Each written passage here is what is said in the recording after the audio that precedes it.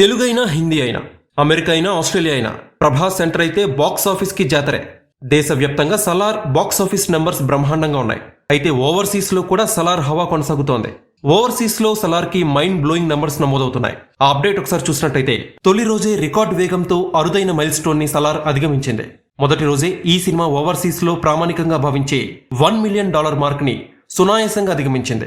ప్రపంచవ్యాప్తంగా ప్రీమియర్ల ద్వారా $2.6 మిలియన్ వసూలు చేసిన ఈ మూవీ కరెంట్ బుకింగ్ ద్వారా భారీగా వసూల గణాంకాల్ని నమోదు చేసింది.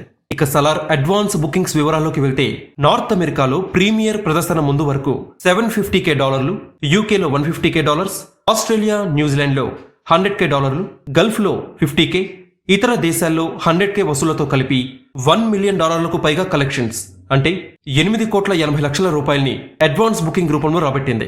ఇక సలార్ ఓవర్సీస్ కలెక్షన్స్ వివరాల్లోకి వెళ్తే ఉత్తర అమెరికా అంటే యుఎస్, కెనడాలో కలిపి సలార్ మూవీ $2.6 మిలియన్ ని అంటే 21,60,00,000 రూపాయలని వసూలు చేసింది.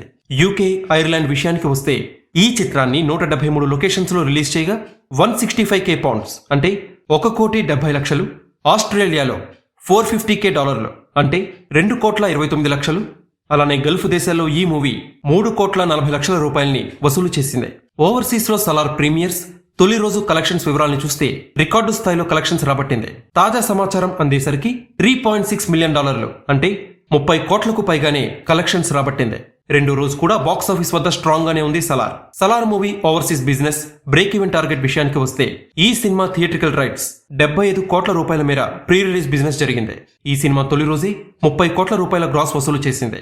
అయితే తొలి వారంలోనే ఈ సినిమా $80 కోట్ల బ్రేక్ ఈవెన్ సాధించే అవకాశాలు స్పష్టంగా కనిపిస్తున్నాయి.